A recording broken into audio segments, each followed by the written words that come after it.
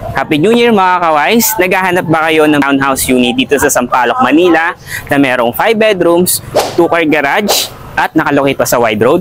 This pre-selling unit ay malapit lang po sa National University, sa UST at sa U-Belt. Malapit din siya sa mga terminal buses at accessible sa Lacson Avenue. Brace yourself mga ka-wise dahil itong pre-selling townhouse unit ay mapapasaya niya this coming 2025. So tara, samahan niyo ako.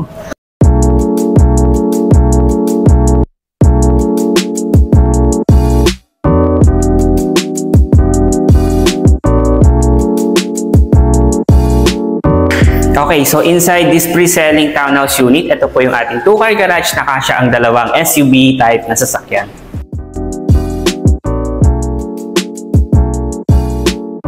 Then, upon entering this main door, so ito po pala yung ating maid's room. And dito naman sa side ko yung ating toilet and bath. Tara, akyat tayo. Dito sa second floor, ito po pala yung ating dining area at yung pinaka-living area na rin. So, meron din po tayo ditong accent wall sa bandang likod. And this area, ito po yung ating breakfast nook. At meron din tayo dito mga cabinets and extra storage sa baba. Ito naman yung ating countertop na meron ng dual sink. Space provision para sa ating oven at refrigerator. At may mga extra din tayo cabinets dito.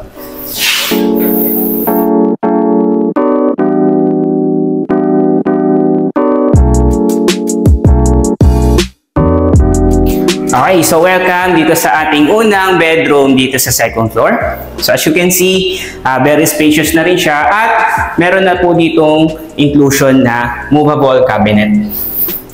And ang kagandahan dito is meron pang sariling CR, own toilet and bath. So tara, proceed naman tayo sa third floor. Dito po sa taas natin is meron po tayong 3 bedrooms. Proceed muna tayo sa master's bedroom. Okay, so welcome po dito sa ating master's bedroom na very spacious. At kung mapapansin nyo rin po, meron po tayo ditong nakaabang for ating accent wall. So ilalagay pa po yun.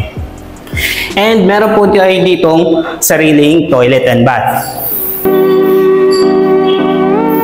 At meron din po tayong inclusion dito na modular cabinet para sa mga gamit po natin at mga accessories at damit. At meron din po tayo ditong large window for ventilation po ng ating master's bedroom. So tara, proceed naman tayo sa third room.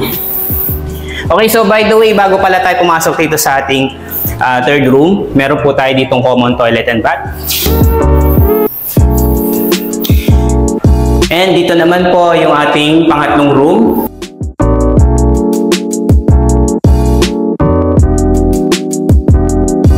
I think pwede rin tayong maglagay dito ng loft bed. Yan, kasi high ceiling po siya. At meron din po siya ditong inclusion na cabinets. Tara, proceed naman tayo dito sa last room.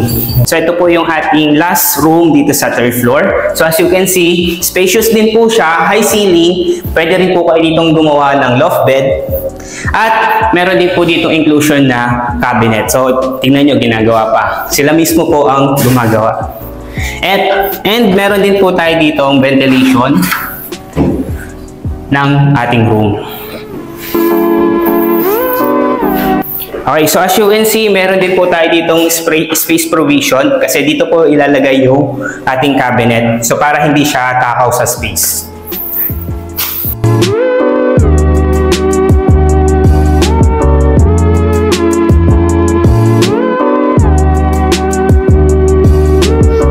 If you are interested in this property or other properties na meron kami, pwede nyo akong i-message sa aming Facebook page, Homopoise Townhouse Manila, or i-contact sa number na to.